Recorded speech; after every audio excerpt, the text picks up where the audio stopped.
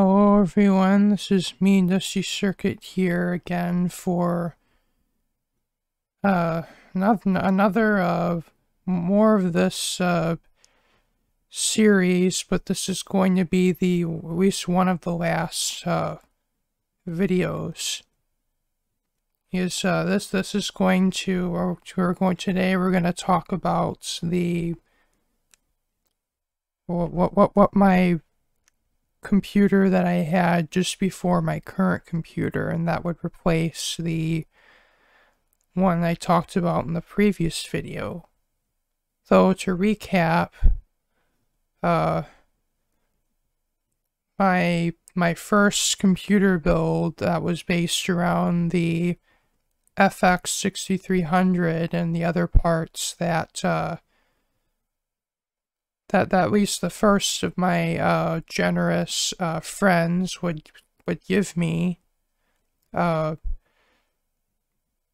would use that computer from about 2018 to about middle of 2020, and by that point, just like really my computer before that, it was still a functional computer. Though I may have forgot to mention in the previous video that computer would allow me to not only start my YouTube channel, but also allow me to diversify from just playing Minecraft into playing other games as well. So, as time would go on, I would eventually play more and more demanding games, and eventually I would reach the limits of what that computer would be capable of.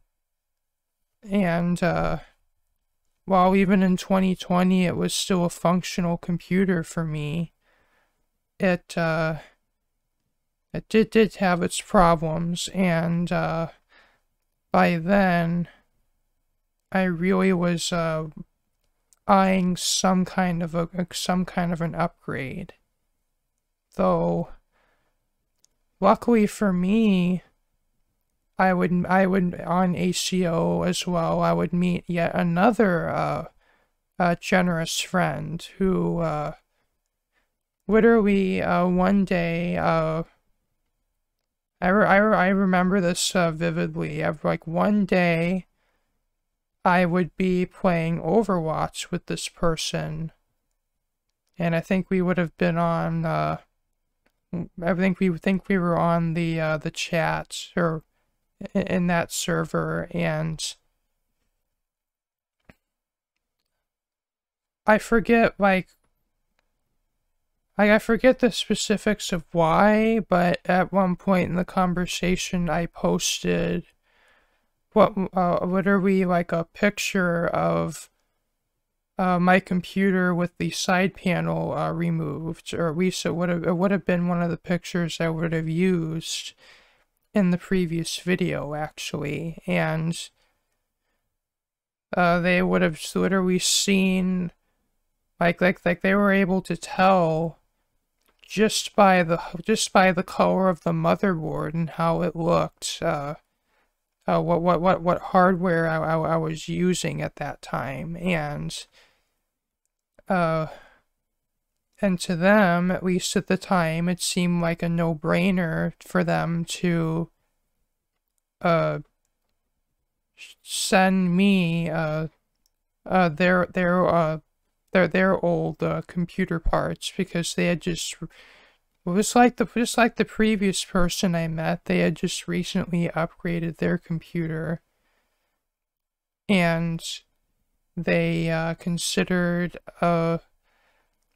sending me their old computer parts, which I obviously I couldn't say no to that, though it would take them roughly about a couple of weeks to get around to sending them. But when they did, I was fairly excited to receive them. And I believe even to this day, we're still friends on Discord, and their username is Valentine, and so I believe the parts would have taken about roughly a week and a half to arrive, but when they did arrive, I would like as I mentioned in my previous video, I would take the graphics card. Well, they sent me a processor, two 8GB DDR4 RAM sticks, or it's a RAM kit of 2 sticks or 2 modules, and a graphics card.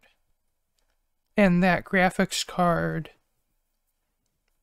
I would temporarily put in my FX 6300 build largely as a stopgap upgrade until I could buy a motherboard to use the new processor I was given.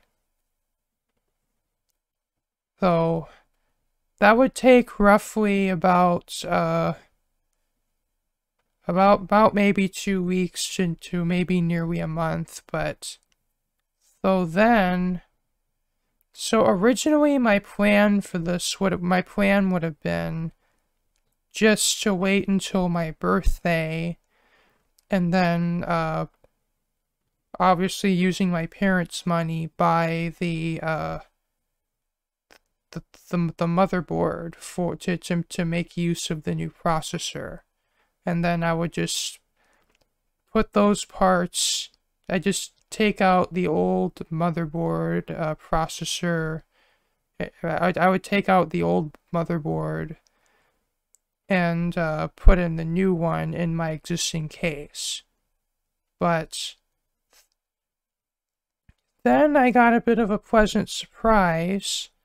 In the mail, I would receive a stimulus check. I believe I would receive 2 stimulus checks, although this first one would be about roughly $1,200 or $1,300, and with a decent chunk of that money, I was to basically not only upgrade my existing computer, but also kind of build myself a new computer. So what I ended up doing was I bought the motherboard I needed, but I also would buy a new case, because having that R9 390 graphics card that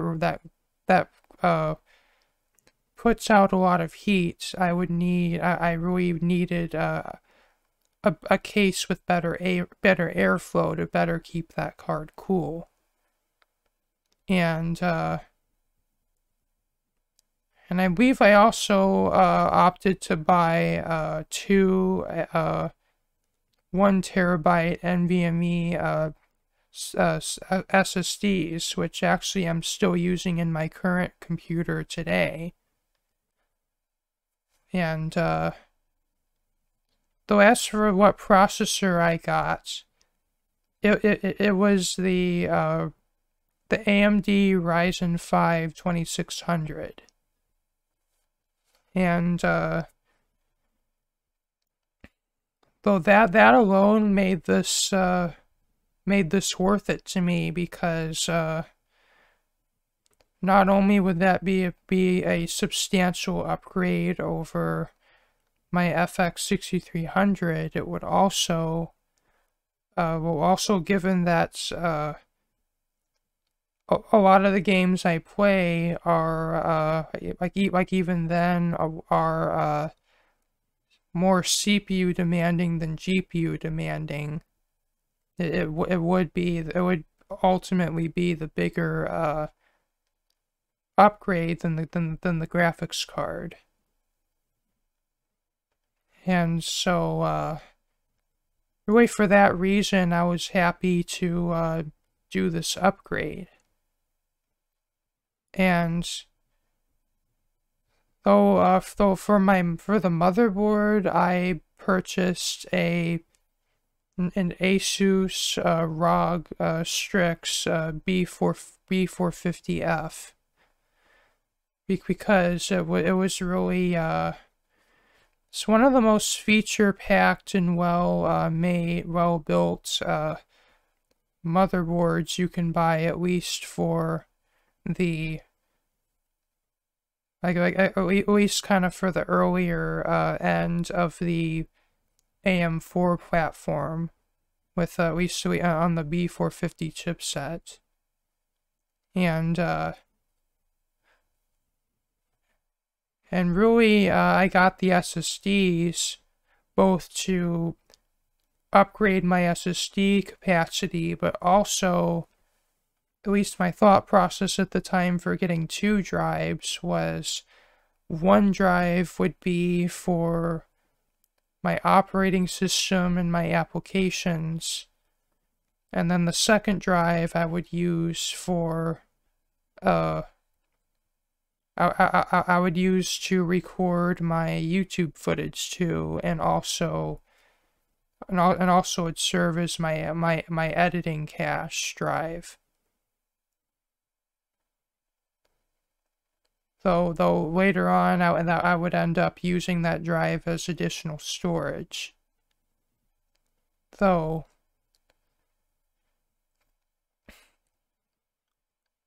And as for my case, I really just needed to meet really just a couple of criteria. I needed I needed a lot of I needed airflow in order to keep my graphics card cool. So I opted for a case with mesh in the front, and also and also one that came with 2 fans in the front. And I believe they both were 140mm fans. And it would also come with a rear 120mm exhaust fan. And when I would do this build, I would also take the fans I bought for my previous build and put them in this build. Though really one other requirement I needed to meet was 5¼ drive bays, really just because I still wanted to keep using my my card reader / USB hub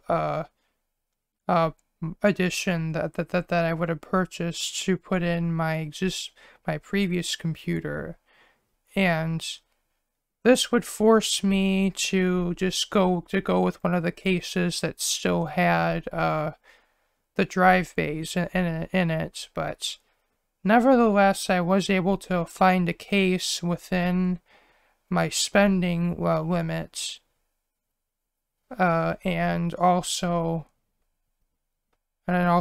would meet all my needs. And I would have opted for the Corsair Obsidian 450D. And I'm still using that case today. And so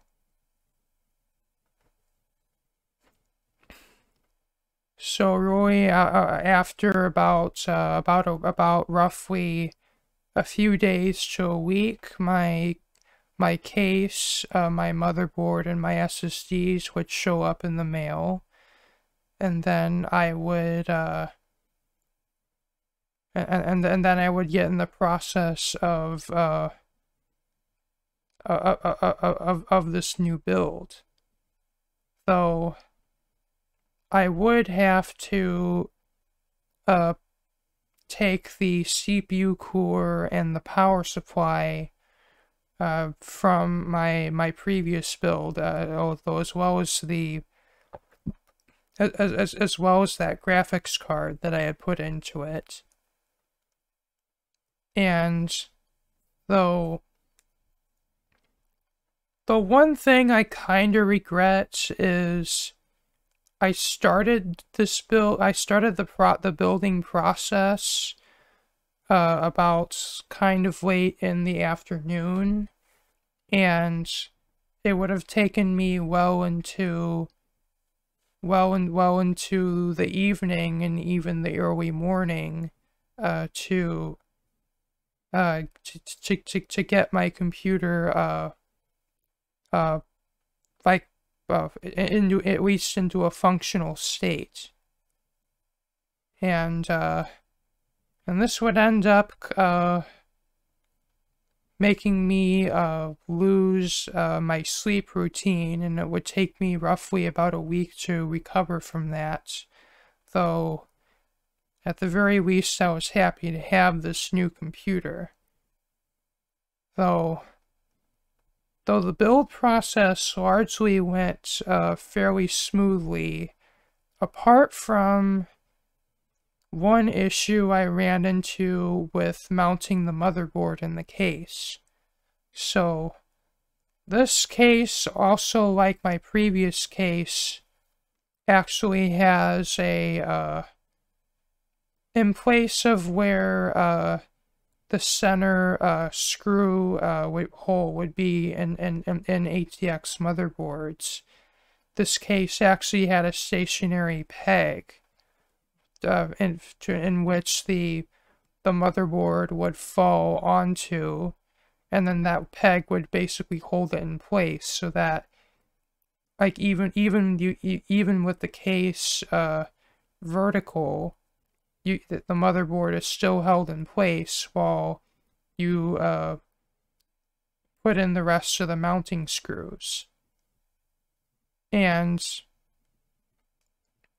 also this motherboard had a pre-attached I/O shield, which means the I/O shield comes pre-attached to the board, and as opposed to a separate part that you have to first install in the case before installing the motherboard.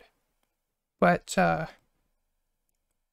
I ran into a bit of a problem where the motherboard would not fully go into the case to the point where it would actually fall onto that that centering peg. Though what ultimately the problem turned out to be was the I/O shield was slightly a bit bowed out, and I think I would have had to kind of push it back into place. Though it took me this alone took me a good hour, like maybe hour and a half, to figure out. Yes, I would try to get the motherboard into the new case. Though another thing is I'd also have to remove I believe I also had to remove the rear fan to get the motherboard in. Though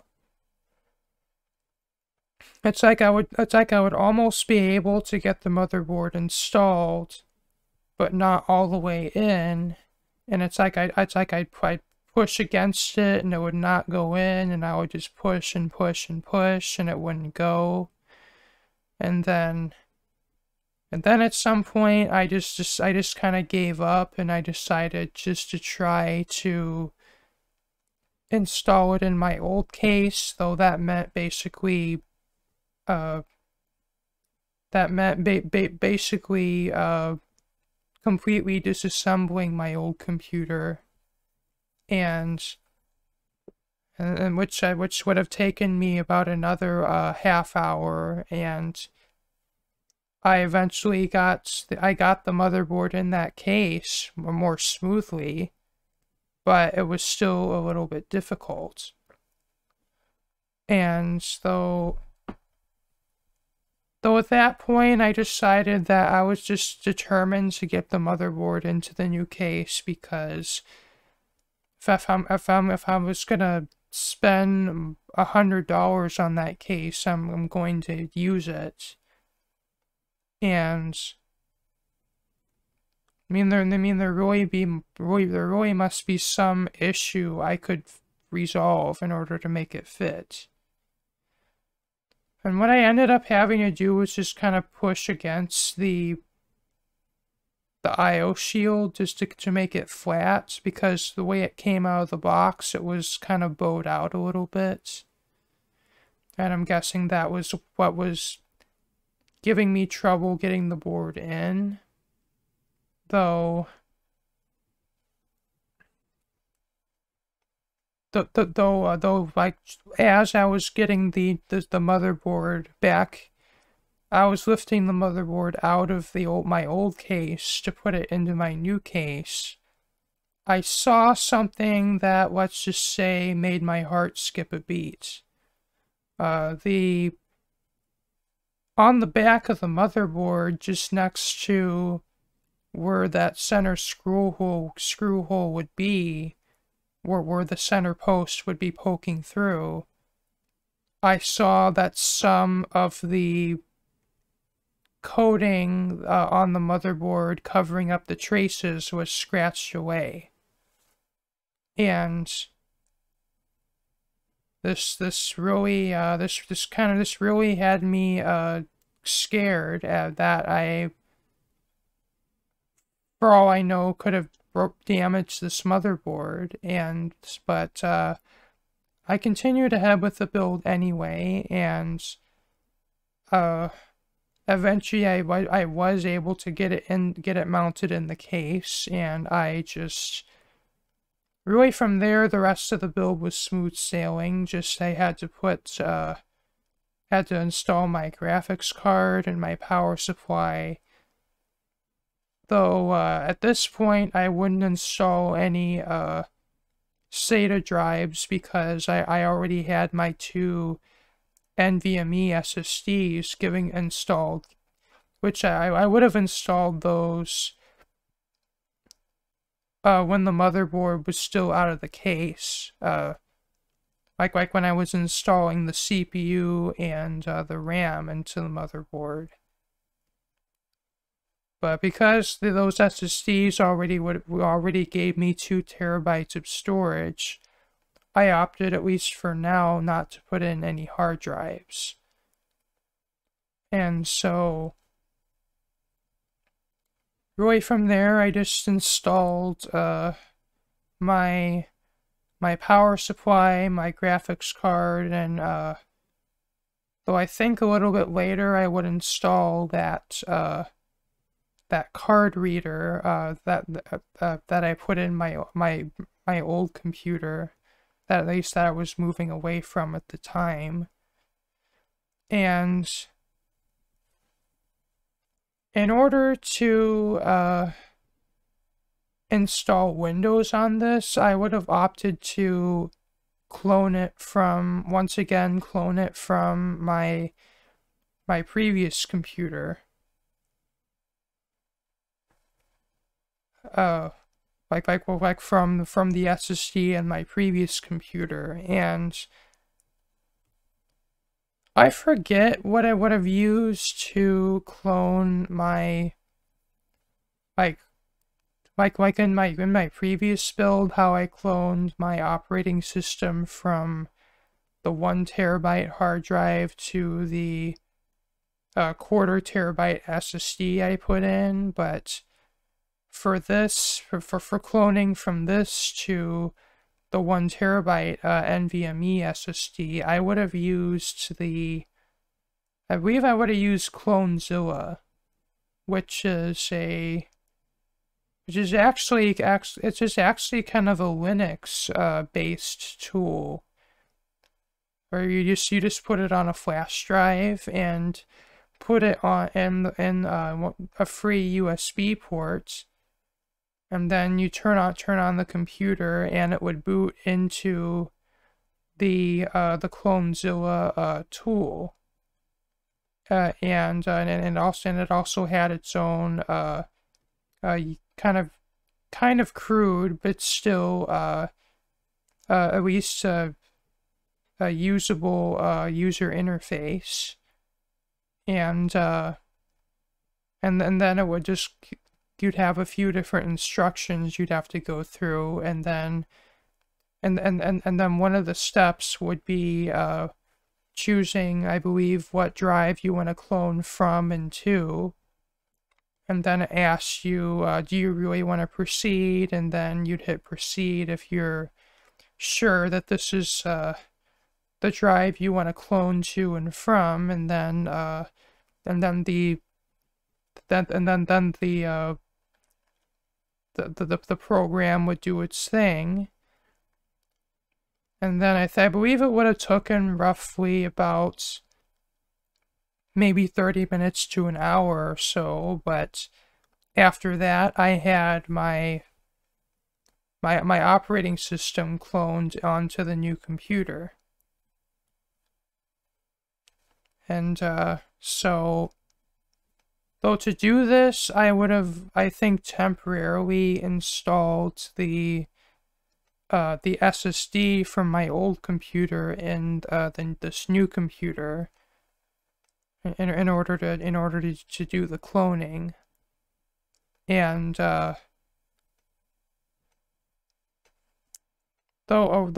at first I would be faced with a bit of a problem, which was I had to change the partition size in order to use up all of the drive, because when I had first cloned it over, the drive was still, at least the partition was still the size of the old drive, which, at least at the time, was still a quarter of a terabyte.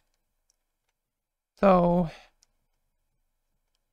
this would take me about a few days to solve, and I believe my friend might have walked me through a little bit of how fixing this, but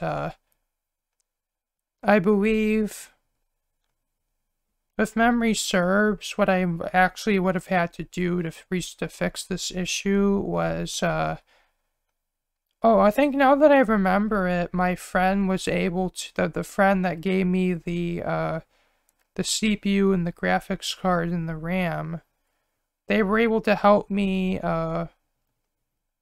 format my second SSD into a usable drive, but they weren't, at least that they weren't really able to help me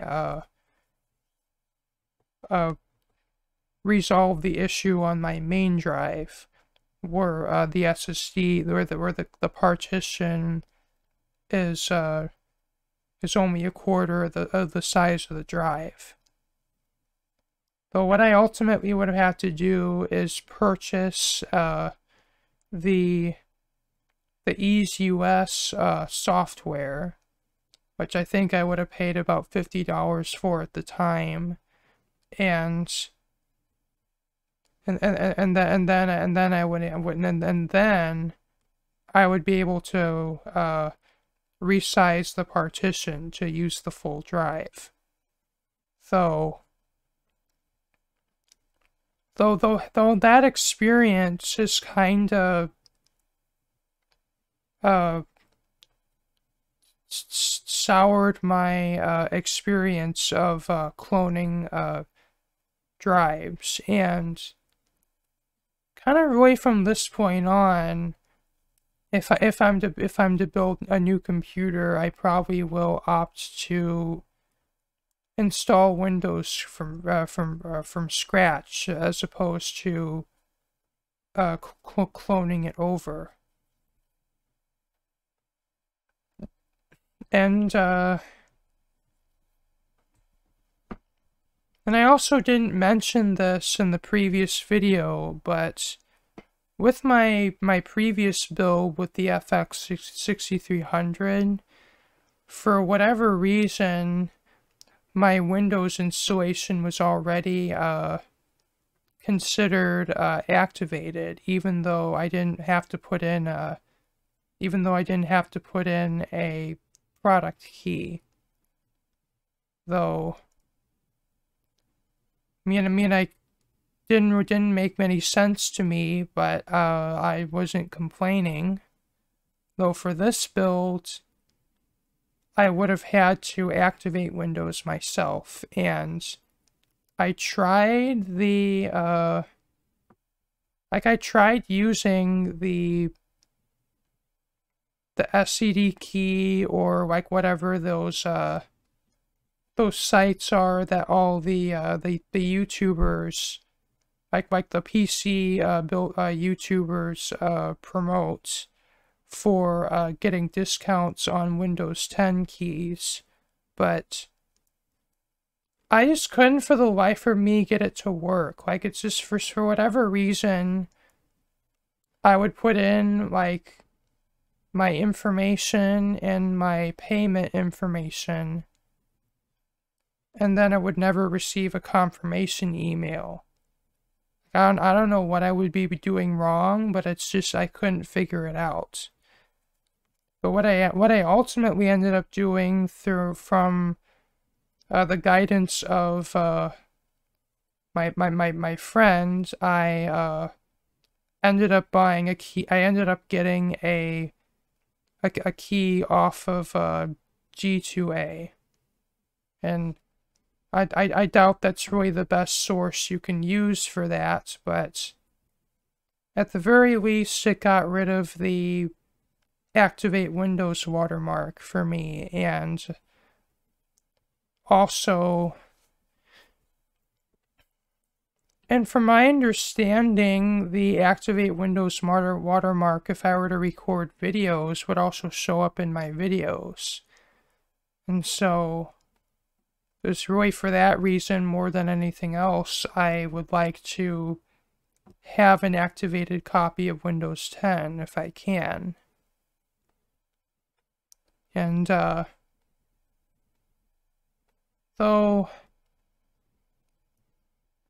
to everyone who considers the secondhand key sites, or at least the sites that that many YouTubers promote, like if they're concerned about that being considered piracy, well, at least from the way I understand it, Microsoft doesn't get enough of their revenue from people building gaming PCs and buying Windows 10 licenses than like from their business clients and their OEM clients, so who make OEM computer systems. And so, at least from my understanding, it isn't really worth their efforts to go after these sites that are selling relicensed keys or whatever. But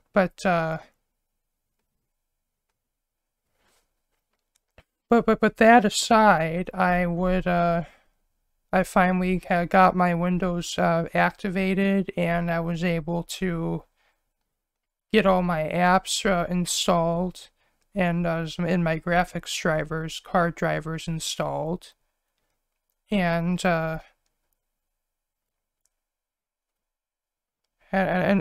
just running Minecraft and a lot of my other games, I was able to notice a I was able to notice a performance increase that was very welcome to receive. And I was also pleased to have the multi-threaded performance that the Ryzen 5 CPUs offered. That's because at that time that would almost give me the performance of a I'd say about an i7 8700 non-K, though the K version would be a little faster. And the fact that even though I was still on an AMD platform, at least it being the new Ryzen CPU architecture, meant that I'd actually would get respectable. I would actually get decent performance out of it. And although I was able to start my YouTube channel, like in my editing, just fine on the FX 6300 rig, this Ryzen 5 rig was a welcome improvement. As and although the biggest improvement in video editing I ever noticed was just importing videos, like importing video files, was like at least was like 2 to 3 times faster than it was on the previous rig. Though I'd probably equate that to either either the faster SSDs or just the AM4 platform in general being faster and more capable than the AMD FX platform that I upgraded from. And then this computer would provide me about 2 years of at least mostly trouble-free service. Though the first problem I would run into would be my power supply. Well, just like with that Thermaltake power supply in the computer I think I would have talked about in my 3rd episode of this series, started the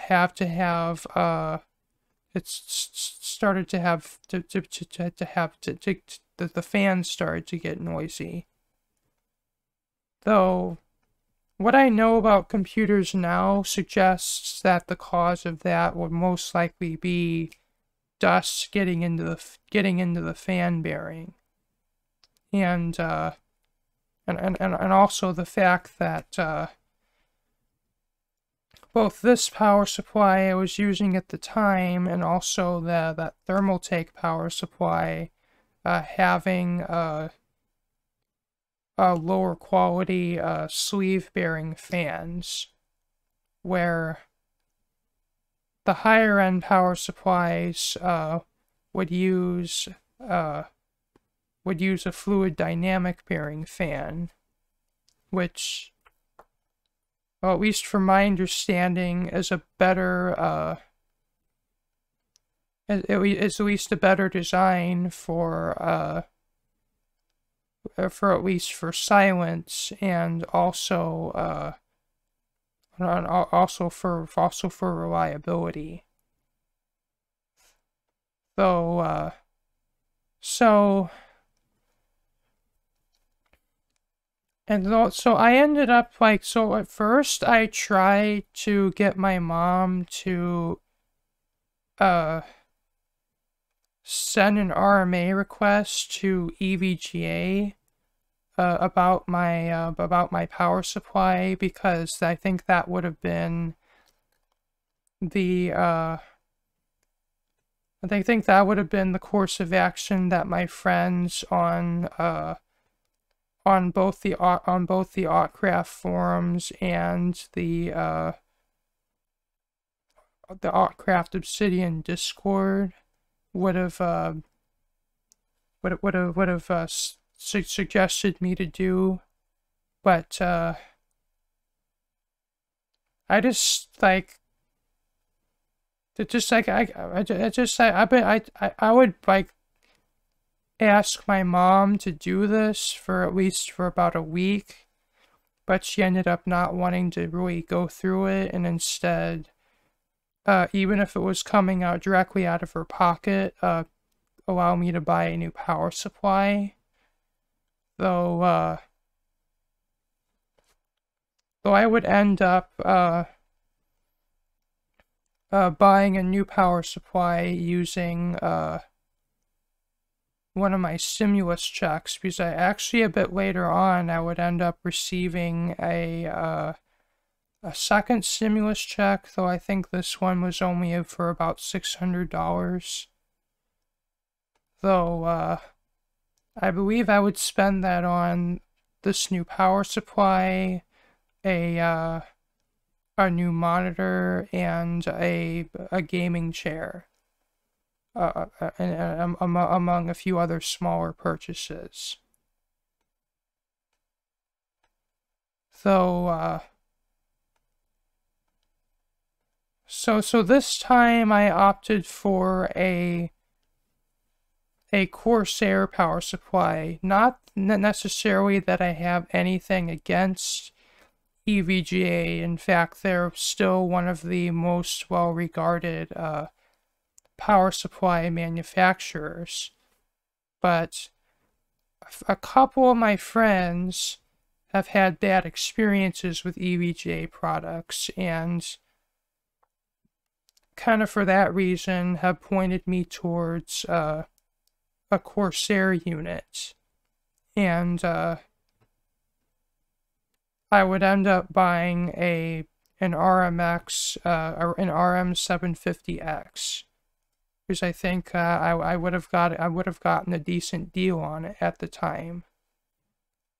Though originally I wanted the 850X for future proofing, but due to pricing at the time, I ended up just going for the 750X, which is still plenty powerful for my needs anyway, although it might in the future limit my graphics card upgrade options. Though at the very least I was happy to have a new power supply. And so the one thing,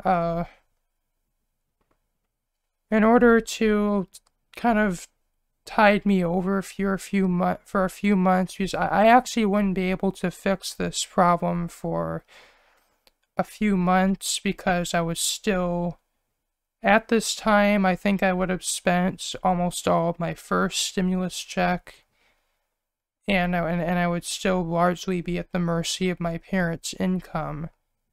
So at the time, just to make my computer work, I would have had to... I think initially I tried using the Thermaltake power supply, though I would actually fix the fan, at least on that particular power supply, by taking apart the first EVGA power supply I had that failed, and basically swapping the fan out for that fan in the Thermaltake power supply. Though I need to kind of put out this disclaimer, in that computer power supplies are the only area in a computer that has hazardous voltages in it. like as in mains voltage and higher. So if you don't know what you're doing, like if you don't know how to be safe, and like if you don't know how to handle the internals of a power supply safely, I strongly suggest you not tamper with them at all, because you could, if you touch the wrong thing, you could kill yourself. But having watched many electronics videos as part of my electronics hobby, and learning about how different electronic devices work, I actually at least knew I knew what part of a computer power supply not to touch, and so I was able to do this safely. Though, if you don't know what you're doing, I suggest you not to open up a power supply for your own safety. Though that aside, I was able to at least make the Thermaltake power supply at least functional as a spare power supply, like in case of times like this. And at first I initially would put this power supply in my computer, but I noticed that in more intensive gaming sessions, the fan on that power supply would really get loud, and I also felt it would get worryingly hot, and I think I may have even noticed a slight burning smell from my computer. And which really didn't instill a lot of confidence for me. And for about a few months, I would end up borrowing my sister's power supply just to tide me over until I can get the new Corsair power supply. But once I've done that, I was able to put my sister's power supply back in her computer, and I was able to continue on using my PC. Though at least one good thing that came out of this was sometimes I would notice that, like, if I were gaming, basically I would have a crash to the desktops occasionally. Like, not too common, but it sometimes would happen. And at least knowing what I know about computers now, it probably had to do with my power supply being with that graphics card drawing a lot of power from that power supply, and probably pushing it to the edge of what it could handle, or close to it anyway. Though another factor could have been the fact that I had used a single power cable from the power supply to the graphics card, and I would have plugged in two of the 6+2 connectors. Like, I would have used all 8 pins of one connector, and then just the 6 pins of the second connector on the same wire. And for higher powered graphics cards, at least that's not really recommended, because you could be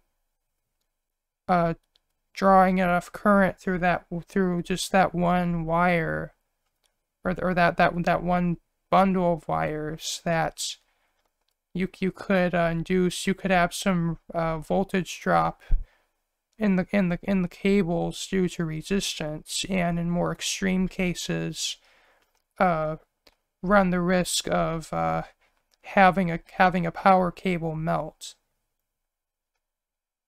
But that was never a that but I would run the R9 390 off of a single power cable for several months, and that would never be a problem. And in fact, one day I decided to change it to using 2 power cables just for nothing else, just to give me the peace of mind. But just because I think I would have watched one of Jay's 2 Cents' videos that would recommend against using at least what they call a pigtail cable to power a high-powered graphics card.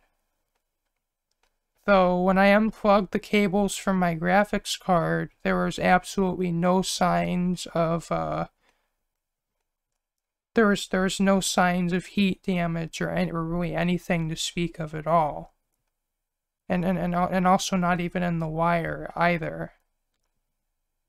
And so, more just for peace of mind other than anything else, I just decided to change that to using 2 power cables, even though the single cable has been working fine all this time.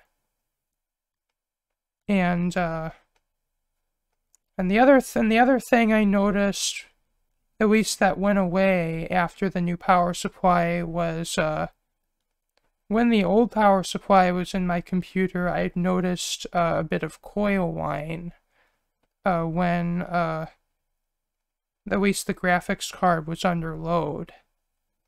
And at first I was guessing that was coming from the graphics card, but now that I think of it, it might have been coming from the power supply, because with the new power supply, I don't have any, I don't notice really any coil whine, or at least significantly reduced coil whine. Like if you really listen for it, you could hear like the slightest hint of coil whine, like if the computer is under an intense gaming load. But if you have the side panel on the computer, and also if you're wearing headphones, you never hear it. Or at least you would never hear it over the fans.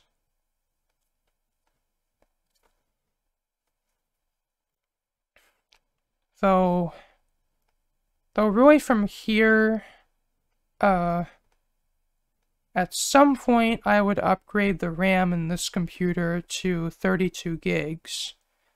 Though I may have made the mistake of purchasing RAM that was not quite of the same specifications as the RAM that I was putting it in the same motherboard.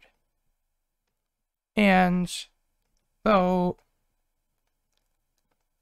it's kind of difficult to, like, if you're buying another kit of RAM, it's often difficult to tell exactly what you're buying online, because like if like on the listing on Amazon or wherever you're shopping, they're not necessarily going to list like every like all the specifications of the RAM. Like I think my mistake ended up being was I purchased RAM that was I think the RAM I had already was CL14, and the RAM or the RAM I bought was CL16, or I could have those reversed.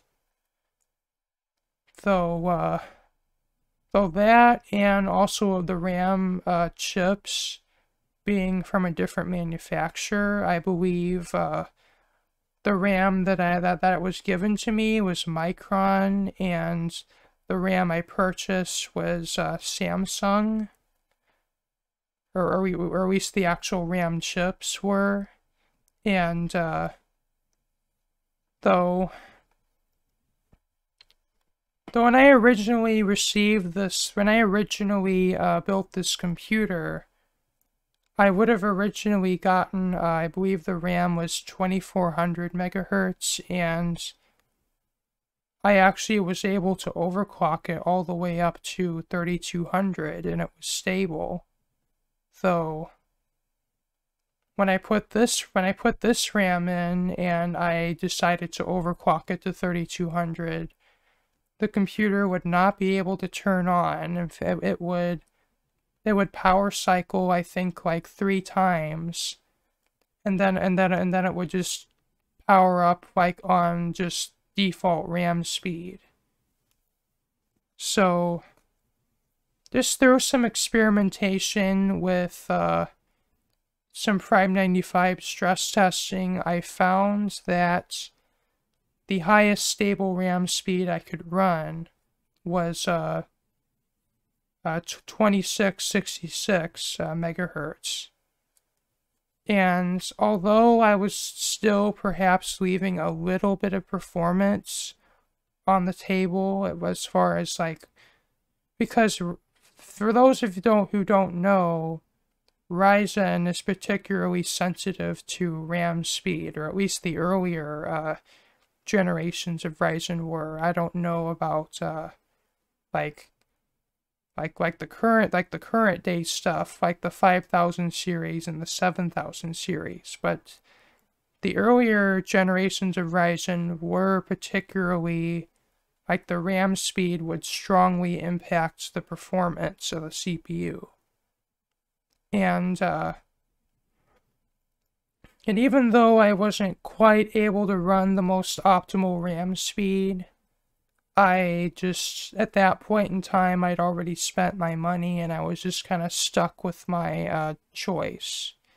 Though, I suppose I could have exchanged the RAM I bought and got just, I could have, I guess, gotten my money back and perhaps get like a new kit of RAM, but I just kind of went with it, so at least what I had at that time, because at the very least my computer was still perfectly functional, and the performance difference, even going from 3200 megahertz to 2666, was small enough that I would really have to, like, run 2 different benchmarks and, like, watch the 2 side by side to even see a difference.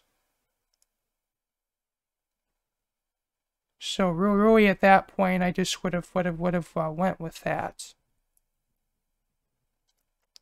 Oh, another thing was I would also attempt to overclock this processor, though Ryzen or at least especially that generation of Ryzen doesn't nearly have the overclocking potential that the FX CPUs had.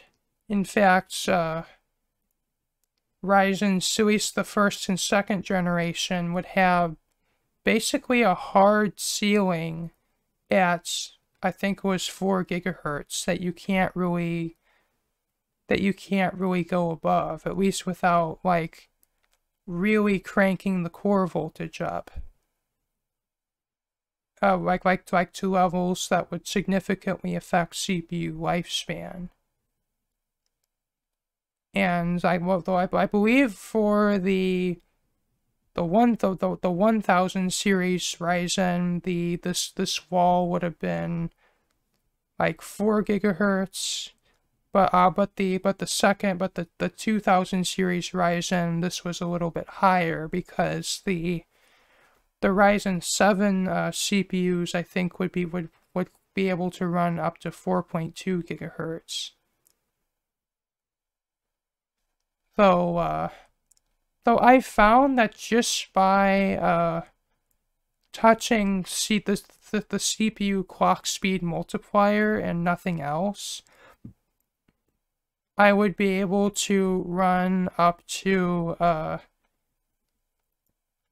3.8 gigahertz stably, and I think I even set it up to 1.4 gigahertz, and I didn't really even notice any instability. But just the CPU temperatures, and also the temperatures the motherboard would get to, just left me uneasy enough that I wouldn't want to run that long term.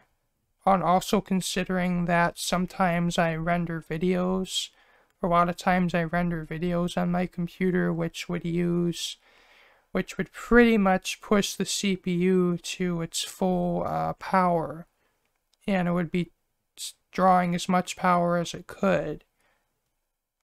And just with that in mind, I didn't want to be running an extreme overclock setting that could potentially shorten the life of my hardware.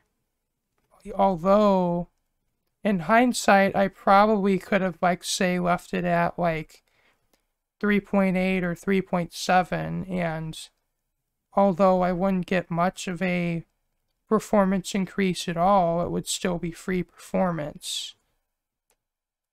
Though I ultimately opted not to do this because I believe even though the base speed of the 2600 would have been 3.4 gigahertz, if I look in Task Manager at the CPU details in Task Manager, it would say that it would report it as, it would always be reported as running at 3.6 gigahertz. So, I mean, really an overclock to 3.7 or 3.8 gigahertz wouldn't be that much, really wouldn't do that much of anything. And so I ended up opting not to necessarily do that. Though really my other most notable issue I would have had with this computer would be with my graphics card's fans. And really, upon receiving that graphics card, I knew that it was fairly old, though at least from what the original owner stated to me, they just kind of used the card just to game on. Like, they never, at least to my knowledge, it was never used for mining. Not really that mining necessarily as a whole is bad for graphics cards, just the way it's done. But though at some point I would notice just the fans of the graphics card just beginning to make the ever so most slight kind of like clicking sound, like as if they were starting to fail from bad bearings. And there's some research I found. There actually are ways to kind of revive the fans by injecting a kind of light, like kind of oil into them to lubricate them. But at least for graphics card fans, that actually requires like drilling into the fan. Because like for case fans, there's actually just a little rubber plug that you can remove to lubricate them. But for graphics card fans don't have that. It's just you basically have to drill through the plastic housing and just cover it up with the label when you're done. And I decided kind of not to do that because I actually would find a video tutorial on actually how to, actually specifics to the exact graphics card that I had, and also on how to replace the fans. And what I would do is I would research what the exact part number of the fans were, and then I'd look up on eBay, and then I just found, and I was able to find fans that I guess were of the similar specifications to what I was replacing, but they were not for the same graphics card. I think these fans would have been for a Sapphire card, if I recall. Though I'd order those fans, or I think my mom would have ordered them for me, and they came in the mail roughly about a week to maybe 2 weeks later. And then I would proceed to disassemble the graphics card to replace the fans, though this card is actually more easier to disassemble than other cards because the thermal pads that connects to the VRAM and also to the other components on the board, like the VRM MOSFETs, like those kind of have their own heat sinks attached to them. Whereas with other cards, that would actually be bonded to that actually would be bonded to the main heat sink, and in order to remove the heat sink to change thermal paste, you would have to be careful about all those thermal pads, and if you're not careful, you could tear them. And also, and getting replacements for them is not easy because you have to find pads that are of the same dimensions of the pads that were installed, or else when you mount the cooler back to the card, like if the pads are too thin, they wouldn't make proper contact with the components. But if they're too thick, that could apply stress to the PCB or the graphics card and potentially break solder joints and do other damage. And though at least this card was designed in such a way that you don't necessarily have to deal with that, which was nice. Because I think to separate the core, you just have to remove 4 screws around the GPU core. And whereas where other cards, you'd have to unscrew several other screws in addition to those screws. And so I was able to remove the cooler from the PCB, and I think I had to remove the shroud from the cooler to gain access to the fans. And though the one thing I saw that kind of surprised me was it looked like when I separated the cooler from the GPU die, there looked to be a shockingly small amount of thermal paste on the GPU die, like as if only half of it really was covered. Though it could have been that the other half of the thermal paste was on the part of the cooler that directly interfaces with the die. But I ended up applying kind of a liberal amount of thermal paste, probably a little too much, but with thermal paste, it's generally best to apply a little bit too much than not quite enough. because you'll generally get better temperatures. Though you don't want to apply much too much. So,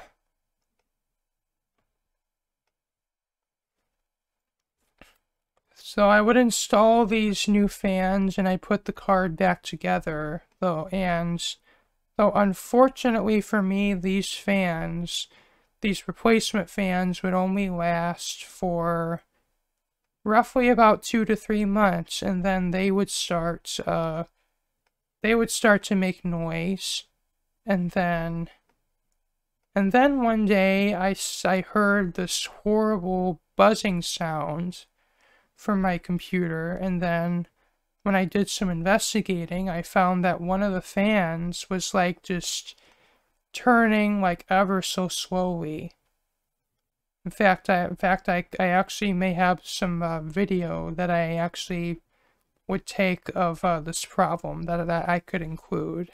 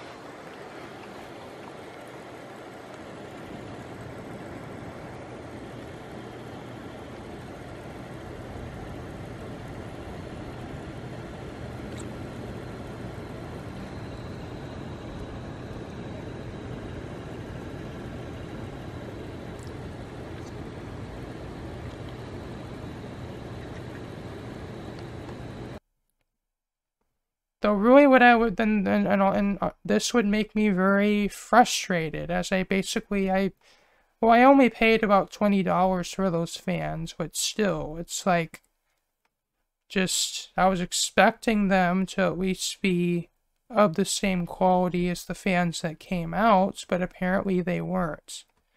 So I ultimately would put the old fans back in, and I didn't notice really any noise. And I actually would use the card in this state really for the rest of the time I used it. Though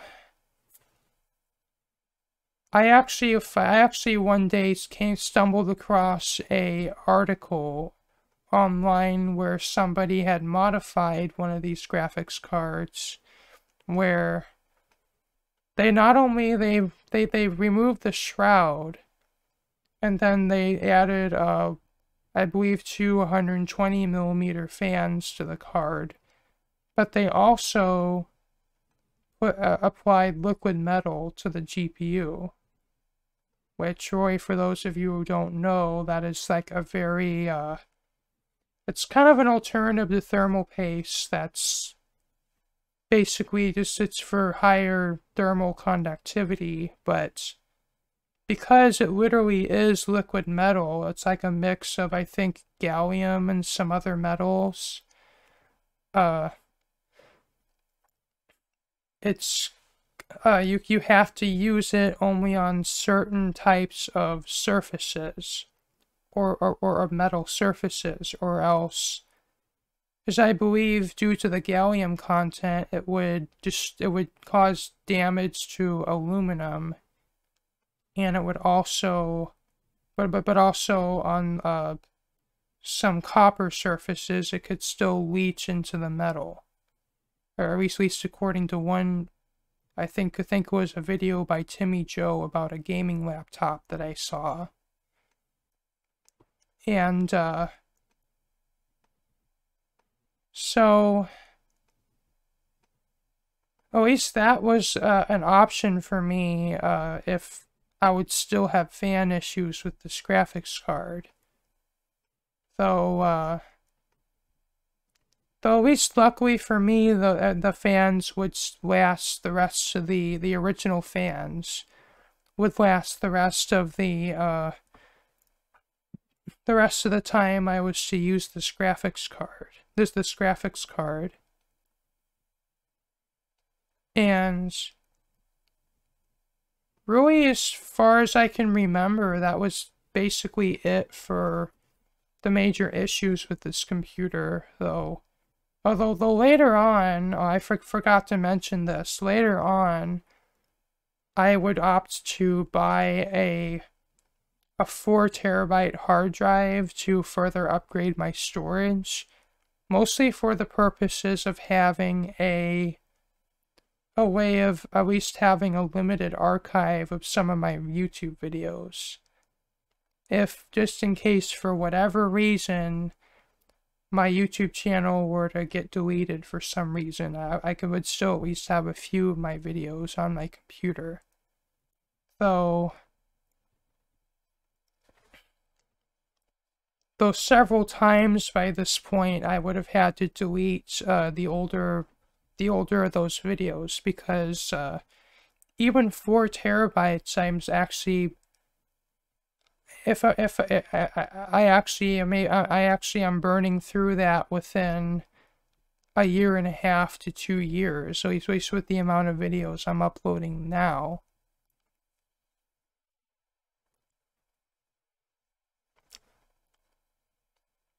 So anyway, though to mount that hard drive, I actually would purchase a 5 1/4 inch to 3.5 inch adapter, and then I would mount it using that, and I think the lower 5 1/4 inch bay, that is the upper one I'm using for my card reader. And the reason I did that was I opted to remove the hard drive cage that this case came with in order to increase airflow to my graphics card. And really just on the rationale that I'm not really going to have more than one hard drive in my computer, as I already have 2 terabytes of SSD storage, and my case has 2 mounting places to put 2.5 inch SSDs on, I think, behind the motherboard tray, on the other side of the case.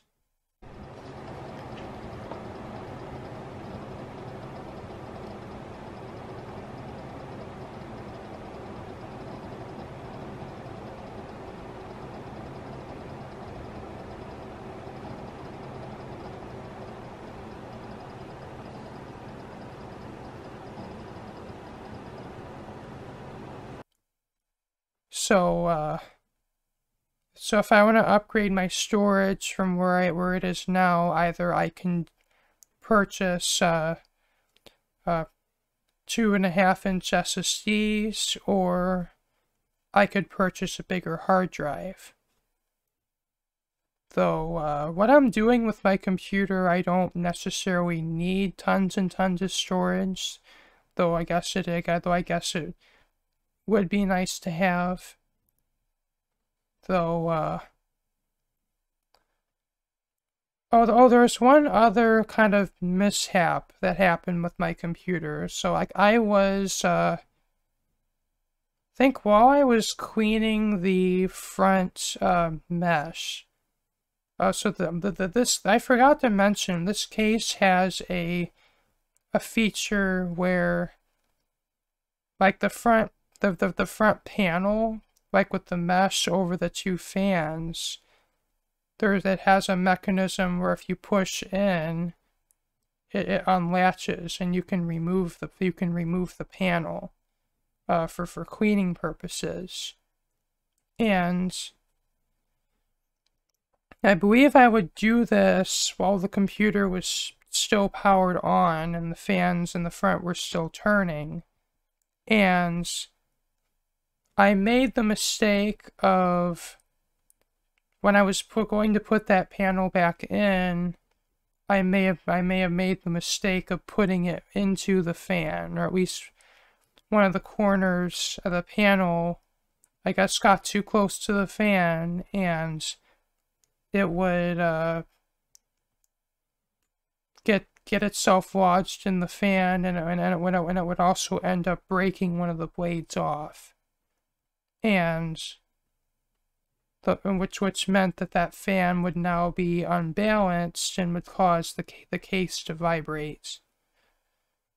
And so really what I ended up doing was, for the time being, I just unplugged that fan, and